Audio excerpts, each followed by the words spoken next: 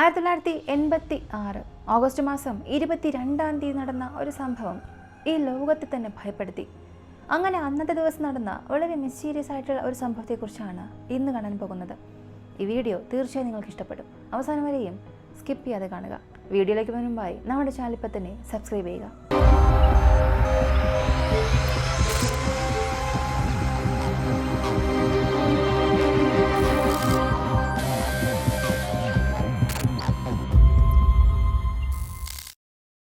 1986 August മാസം 22-ാം തീയതി west ആഫ്രിക്കയിലുള്ള ഒരു ചെറിയ ഗ്രാമത്തിൽ എബ്രാഹിം എന്നയാൾ രാവിലെ ഉറക്കമെഴുന്നേൽക്കുന്നു.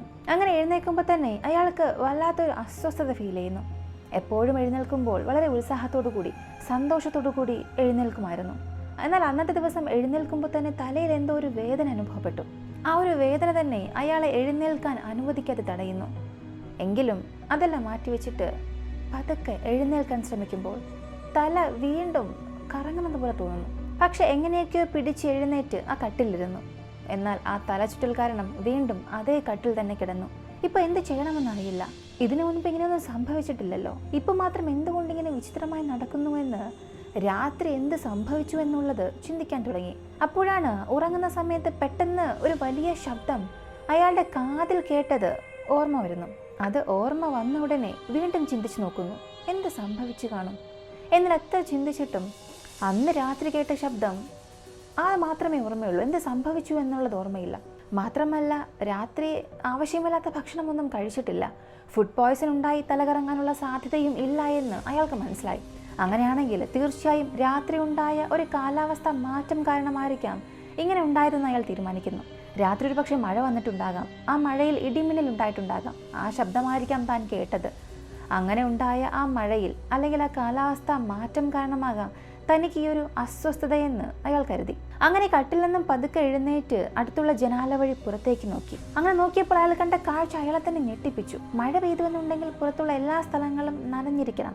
അവിടെ വെള്ളം തങ്ങി നിൽക്കണം. എന്നാൽ ജനാലയിലൂടെ നോക്കിയപ്പോൾ തനിക്ക് മുൻപിലുള്ള യാതൊരു സ്ഥലത്തും ഒരു തുള്ളി മഴവെള്ളം പോലുമില്ല.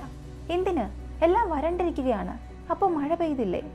അങ്ങനെയാണെങ്കിൽ പെട്ടെന്നുണ്ടായ ശബ്ദം എന്താണെന്ന് അയാളെ കൊണ്ട് ചിന്തിച്ചു നോക്കാനേ കഴിഞ്ഞില്ല. ശരി, എന്തായാലും എന്താ, ഈ ശബ്ദം തനിക്ക് മാത്രമാണോ കേട്ടത്, മറ്റാർക്കെങ്കിലും കേട്ടിട്ടുണ്ടോ എന്നറിയാനായി വീടിനകത്തു നിന്നും പുറത്തേക്ക് പതുക്കെ നടന്നു വന്നു. വീട് ചുറ്റി നോക്കുന്നു. എന്നാൽ എത്ര വീടിനെ ചുറ്റി നോക്കിയിട്ടും ഒരു കാക്കയെ പോലും കാണാൻ സാധിച്ചില്ല. എപ്പോഴും അയാൾ എഴുന്നേൽക്കുന്ന സമയത്ത് വീടിന് അടുത്തുള്ള അയൽവാസികളൊക്കെ എഴുന്നേറ്റ് അവരുടെ ജോലികൾ ചെയ്യാൻ തയ്യാറെടുക്കും. എന്നാൽ അന്ന് വീടിനകത്തുള്ളവർ ആരും തന്നെ പുറത്തേക്ക് വന്നിട്ടേയില്ല. എപ്പോഴും അയാൾ എഴുന്നേൽക്കുമ്പോൾ കാതിൽ കേൾക്കുന്ന പശുക്കളുടെ ശബ്ദം പോലും അന്നത്തെ ദിവസം അയാളുടെ കാതിൽ കേട്ടില്ല. ഇതും അയാൾക്ക് വളരെ വിചിത്രമായ ഒരു അനുഭവം ഉണ്ടാക്കി. ഉടനെ തൊട്ടടുത്ത വീട്ടിൽ ചെന്ന് കതക് മുട്ടി നോക്കി. എന്നാൽ ആരും തുറന്നില്ല. എന്ത് പറ്റി, ആരും തുറക്കുന്നില്ല എന്ന് ചിന്തിച്ച് വീണ്ടും അടുത്ത വീട്ടിൽ ചെന്ന് കതക് മുട്ടാൻ ശ്രമിക്കുമ്പോൾ തന്നെ ആ കതക് തുറന്നു കിടക്കുന്നത് പോലെ തോന്നി. അല്പം ഒന്ന് തള്ളി അകത്തേക്ക് തലയിട്ട് നോക്കി. അപ്പോഴാണ് അയാൾക്കൊരു കാര്യം മനസ്സിലായത്. ആരും എഴുന്നേറ്റിട്ടില്ല. എല്ലാവരും ഉറങ്ങുകയാണ്. ശരി, ഉറങ്ങുന്നവരെ എന്തിനു ശല്യം ചെയ്യണം? താൻ ഒരു പക്ഷെ നേരത്തെ എഴുന്നേറ്റിട്ടുണ്ടാകും. എപ്പോഴും ചെയ്യുന്ന ജോലികൾ ചെയ്ത് അവസാനിപ്പിക്കാം എന്ന് കരുതി എപ്പോഴും അയാൾ പോകുന്ന ഒരു സ്ഥലത്തേക്ക് പോകാൻ തയ്യാറെടുക്കുന്നു. അതായിരുന്നു ലോവർ നയാസ്. ഇത് ഏത് സ്ഥലമെന്ന് ചോദിച്ചാൽ ഈ സ്ഥലത്തെക്കുറിച്ച് അറിയണമെന്നുണ്ടെങ്കിൽ ഇപ്പോൾ എബ്രാഹിമുള്ള സ്ഥലത്തെക്കുറിച്ച് അറിയണം. അയാളുള്ള സ്ഥലത്തെ അപ്പർ നയാസ് എന്ന് പറയും. ഈ അപ്പർ നയാസിനും ലോവർ നയാസിനും ഇടയിലുള്ള വ്യത്യാസം, ഈ രണ്ട് സ്ഥലത്തിനും ഇടയിലുള്ള ഒരു വലിയ നദിയാണ്. ഈ രണ്ട് ഗ്രാമത്തെയും തമ്മിൽ പിരിക്കുന്ന ഒരു നദിയാണ് നയാസ് ലേക്ക്. ഈ നയാസ് ലേക്കിന് മുകളിലുള്ള സ്ഥലത്തെ അപ്പർ നയാസ് എന്നും അതിന് താഴെയുള്ള ഗ്രാമത്തെ ലോവർ നയാസ് എന്നും പറയുന്നു. എല്ലാ ദിവസവും രാവിലെ എബ്രാഹിം എഴുന്നേറ്റ ഉടനെ ലോവർ നയാസിൽ പോയി അവിടെ അയാളുടെ ജോലികളെല്ലാം ചെയ്ത് അവസാനിപ്പിച്ചിട്ടാണ് വീണ്ടും അപ്പർ നയാസിലേക്ക് വരുന്നത്. അതുകൊണ്ട് ഇന്നും ലോവർ നയാസിലേക്ക് പോകാനായി തീരുമാനിക്കുന്നു. അങ്ങനെ നടന്നു പോയിക്കൊണ്ടിരിക്കുമ്പോൾ തന്നെ ഒരു വിചിത്രമായ ഒരു അനുഭവം ഉണ്ടാകുന്നു. എപ്പോഴും അങ്ങനെ നടന്നു പോകുമ്പോൾ ഒരുപാട് പക്ഷികളുടെ ശബ്ദം കേൾക്കും. അവിടെ ചുറ്റിത്തിരിയുന്ന ചെറിയ ചെറിയ മൃഗങ്ങളുടെ ശബ്ദം കേൾക്കും. എന്തിന്, വീശുന്ന കാറ്റിൻ്റെ ശബ്ദം പോലും കേൾക്കും. എന്നാൽ അന്നത്തെ ദിവസം യാത്ര ചെയ്യുമ്പോൾ അയാൾ ഒറ്റയ്ക്ക് യാത്ര ചെയ്യുന്നത് പോലെ ഒരു അനുഭവം അത് രാവിലെ മുതൽ അയാൾക്കുണ്ടായിരുന്നു. ശരി, എപ്പോഴത്തെയും പോലെ പോകാം എന്ന് കരുതി അയാൾ ആ നദി കടന്ന് ലോവർ നയാസുള്ള സ്ഥലത്തേക്ക് പതുക്കെ എത്തുന്നു. അങ്ങനെ അടുത്തേക്ക് എത്തുമ്പോൾ തന്നെ വിചിത്രമായ മറ്റു ചില കാര്യങ്ങൾ കൂടെ കണ്ടു. മറ്റൊന്നുമല്ല, ലോവർ നയാസിലേക്ക് നടന്നു പോകുന്ന വഴികൾ, ആ ഒരു സ്ഥലമെന്നത് ചുറ്റും പച്ചപ്പ് നിറഞ്ഞ പുല്ലുകൾ കൊണ്ട് നിറഞ്ഞിരിക്കും.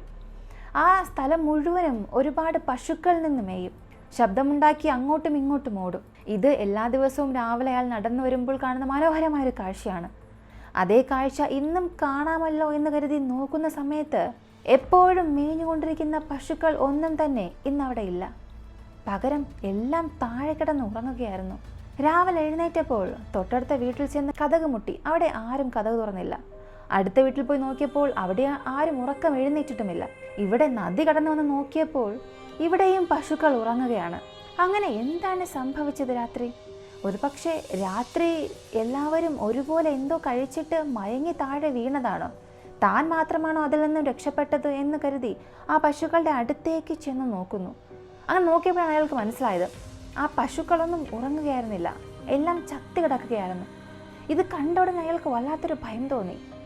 ഈ ഒരു പശു മാത്രമാണോ ചത്തത്? അടുത്ത് കിടക്കുന്ന മറ്റു പശുക്കളൊക്കെ ചത്തതാണോ എന്ന് കരുതാനായി ഓരോന്നിൻ്റെയും അടുത്ത് പോയി തൊട്ട് നോക്കുന്നു, ശ്വാസമുണ്ടോ എന്ന് നോക്കുന്നു. എന്നാൽ എല്ലാം ചത്തു കിടക്കുകയായിരുന്നു. ഇത് കണ്ടതും അയാൾക്ക് വല്ലാത്തൊരു ഭയം കൂടാൻ തുടങ്ങി. ഇവിടെ നിന്നാൽ തനിക്കും എന്തോ സംഭവിക്കുമെന്ന് കരുതി വളരെ വേഗത്തിൽ ലോയർ നൈസിനെ നോക്കി ഓടാൻ തുടങ്ങി. അങ്ങനെ ഓടുമ്പോൾ തന്നെ പെട്ടെന്ന് അയാളുടെ കാതിൽ ഒരു പെൺകുട്ടിയുടെ ശബ്ദം കേൾക്കാൻ തുടങ്ങി. ആ ശബ്ദം കേട്ട ദിശയെ നോക്കി തിരിഞ്ഞു നോക്കുന്നു. വളരെ ദൂരത്തിൽ ഒരു പെൺകുട്ടി കരയുകയാണ്. അവൾ കരയുന്നത് കണ്ടിട്ട് ഒരു പക്ഷേ തൻ്റെ സഹായം അവൾക്ക് ആവശ്യമാണെന്ന് കരുതി അവളെ നോക്കി നടക്കാൻ തുടങ്ങി. അങ്ങനെ അവളെ നോക്കി ഓടുമ്പോൾ തന്നെ ആ പെൺകുട്ടി തൻ്റെ വസ്ത്രമെല്ലാം ഊരി എനിക്ക് നീറുകയാണ് എന്ന് നിലവിളിച്ച് കരയുകയാണ്. ഇത് കണ്ട ഉടനെ അയാൾക്ക് വല്ലാത്തൊരു ഭയവും എന്തൊക്കെയോ ചിന്തകളും വരുന്നു. എങ്കിലും ആ പെൺകുട്ടിയെ സഹായിക്കാനായി വളരെ വേഗത്തിലോടി. അപ്പോഴാണ് അയാളൊരു കാര്യം ശ്രദ്ധിച്ചത്. ആ പെൺകുട്ടിക്ക് താഴെ ഒരുപാട് പേർ കിടക്കുന്നുണ്ട്. ഇപ്പോൾ അയാൾ ചിന്തിച്ചത് ഒരു പക്ഷേ ഇതൊക്കെ ആ പെൺകുട്ടികളുടെ ബന്ധുക്കളായിരിക്കുമെന്ന്. അയാൾ അങ്ങനെ ചിന്തിച്ചു കൊണ്ടിരിക്കുമ്പോൾ തന്നെ ആ പെൺകുട്ടി, നിലവിളിച്ചു കൊണ്ടിരുന്ന പെൺകുട്ടി താഴെ ഇരുന്ന് തൊട്ടടുത്ത് കിടന്നിരുന്ന ഒരാളുടെ കാല് പിടിച്ചു വലിച്ച് എഴുന്നേക്കച്ച എന്ന് പറയുന്നുണ്ട്. ഈ സമയത്ത് താഴെ കിടന്നിരുന്ന എല്ലാവരുടെയും മുഖത്ത് ഇബ്രാഹിം നോക്കി. അങ്ങനെ നോക്കിയപ്പോൾ എല്ലാവരുടെയും മൂക്കിലും രക്തമുണ്ടായിരുന്നു. എല്ലാവരും മരിച്ചിട്ടുണ്ട്. ശരി, സാരമില്ല, എന്തായാലും ആ പെൺകുട്ടിയെങ്കിലും സഹായിക്കാമെന്ന് കരുതി അയാൾ ധരിച്ചിരുന്ന ഷർട്ട് ഊരി ആ പെൺകുട്ടിക്ക് കൊടുക്കുന്നു.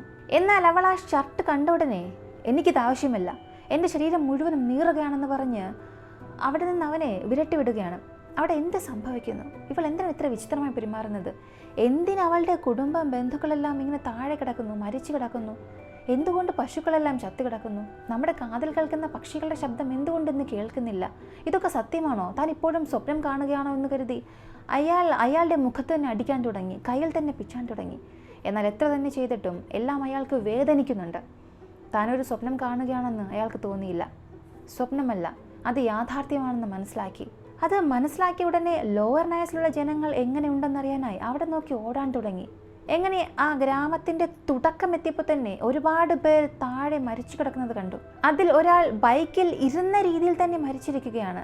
മറ്റൊരാൾ അയാളുടെ വീടിന് മുൻപിൽ നടന്നു പോയിക്കൊണ്ടിരിക്കുമ്പോൾ തന്നെ താഴെ വീണ് മരിച്ചു കിടക്കുന്നു. മറ്റൊരു സ്ഥലത്ത് ഒരു 4-5 മുതിർന്നവർ ഇരുന്ന് സംസാരിച്ചു കൊണ്ടിരിക്കുന്നത് പോലെ മരിച്ചിരിക്കുകയാണ്. ഒരു പക്ഷേ പുറത്തുള്ളവരായിരിക്കാം മരിച്ചു കിടക്കുന്നത്. വീടിനുള്ളിലുള്ളവർ സുരക്ഷിതരാണോ എന്നറിയാനായി വീടിനുള്ളിലേക്ക് ചെന്ന് നോക്കുന്നു.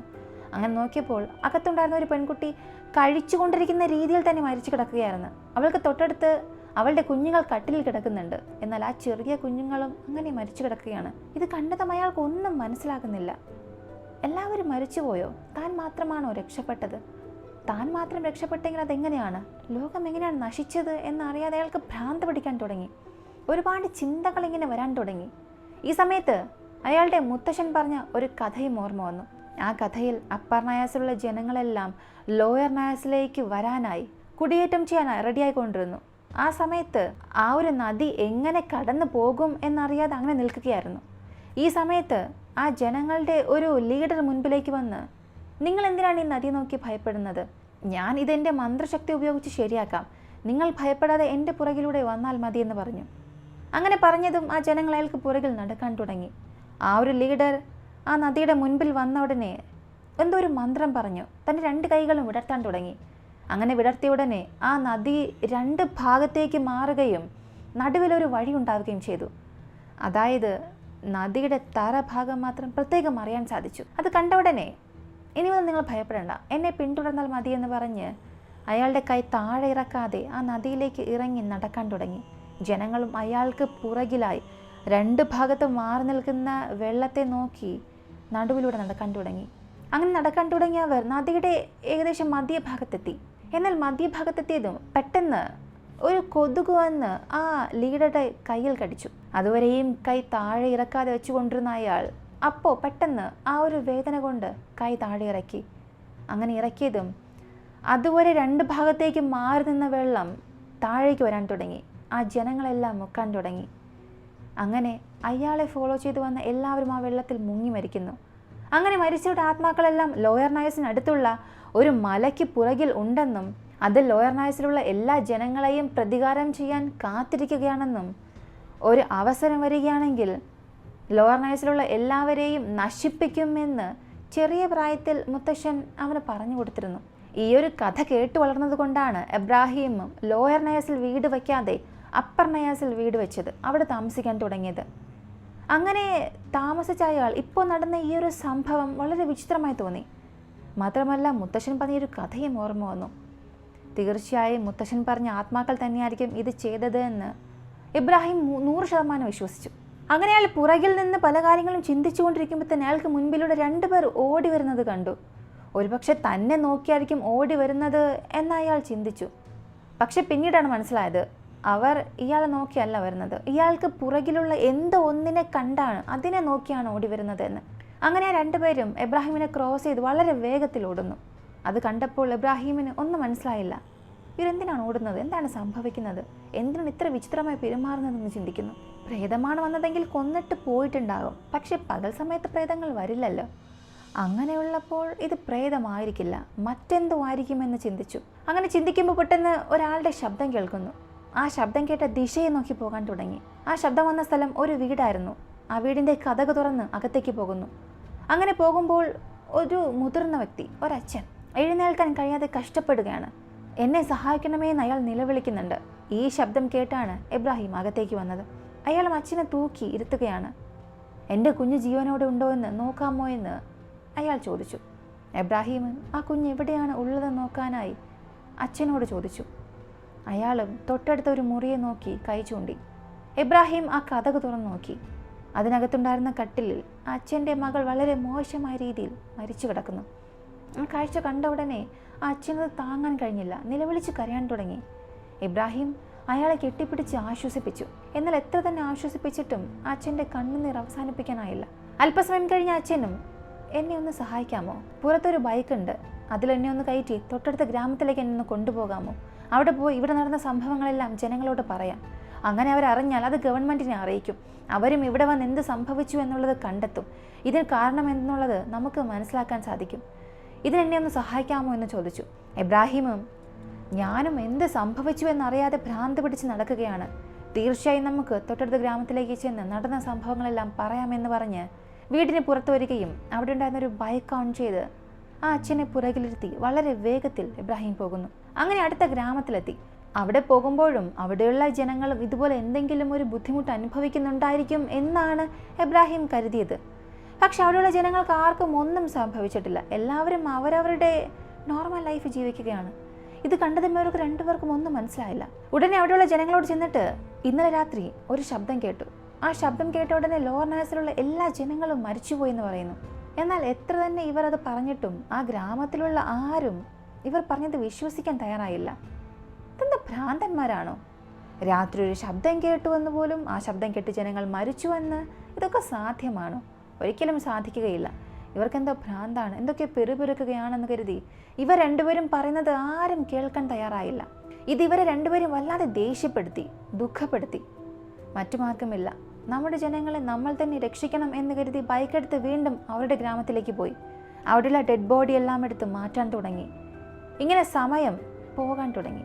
തൊട്ടടുത്ത ദിവസം രാവിലെ അടുത്ത ഗ്രാമത്തിലുള്ള ചിലർ, ലോവർ നയാസിലുള്ള ആരും തന്നെ ഇന്നലെ ജോലിക്ക് വന്നില്ലല്ലോ, ഇന്നലെ വന്നില്ല, ഇന്നും വന്നില്ല, എന്തായിരിക്കും കാരണം എന്നുള്ളൊരു സംശയത്തോടു കൂടി ലോയർ നയസിലേക്ക് അവരെ തിരഞ്ഞു വരാൻ തുടങ്ങി.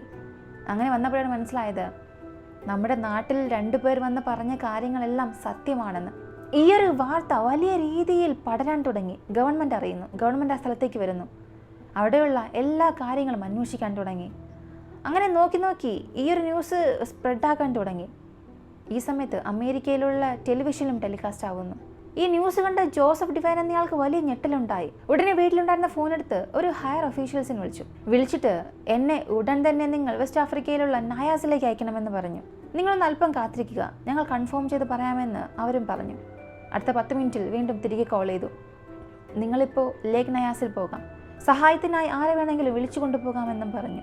അങ്ങനെ ജോസഫ് ഡിവൈനും തൻ്റെ ഒരു കൂട്ടുകാരനായ സയന്റിസ്റ്റായ ഹെറോൾഡ് എന്നയാളെ വിളിച്ചുകൊണ്ട് ഓഗസ്റ്റ് 31 ഈ നയാസ് ലേക്കിനെ നോക്കി പോകുന്നു. അവിടെയുള്ള ദാരുണമായ കാഴ്ചകൾ രണ്ടുപേരും കണ്ടു. രണ്ടുപേർക്കും വല്ലാത്തൊരു ദുഃഖം തോന്നി. ഇത്ര ക്രൂരമായൊരു സംഭവം നടന്നു, ഇതെങ്ങനെ സംഭവിച്ചു എന്ന് ആ ഗ്രാമത്തിലെ ജനങ്ങളോട് ചോദിച്ചു. ഓരോരുത്തരും ഓരോ രീതിയിൽ കഥ പറയാൻ തുടങ്ങി. ചിലർ പറയുന്നത് ഇത് ഗവൺമെന്റിന്റെ സീക്രട്ട് മിഷനാണ്, അവർ ജനങ്ങളെ കൊല്ലാൻ ശ്രമിച്ചു, അങ്ങനെ വിഷവായു കാരണം മരിച്ചു എന്ന് പറയുന്നു. മറ്റു ചിലർ പറഞ്ഞത് രാത്രി ആറ്റം ബോംബ് ആരോ ഇവിടെ ഇട്ടു, അതുകൊണ്ടാണ് മരിച്ചതെന്ന് പറഞ്ഞു. മറ്റു ചിലർ പറയുന്നത് ഗവൺമെന്റ് എന്തോ വ്യത്യസ്തമായൊരു എക്സ്പെരിമെന്റ് ചെയ്തു, അതുകൊണ്ടാണ് ഇങ്ങനെയൊക്കെ സംഭവിച്ചതെന്ന്. മറ്റു ചിലർ പറയുന്നത് ലോവർ നയസിലുള്ള പാറകൾക്ക് പുറകിലുള്ള പ്രേതങ്ങളാണ് ഇത് ചെയ്തത് എന്ന്. അവയൊക്കെ പ്രതികാരം ചെയ്യാൻ കാത്തിരിക്കുകയായിരുന്നു. അവ പ്രതികാരം ചെയ്തു എന്ന് ഓരോരുത്തർ ഓരോ കഥകൾ പറയാൻ തുടങ്ങി.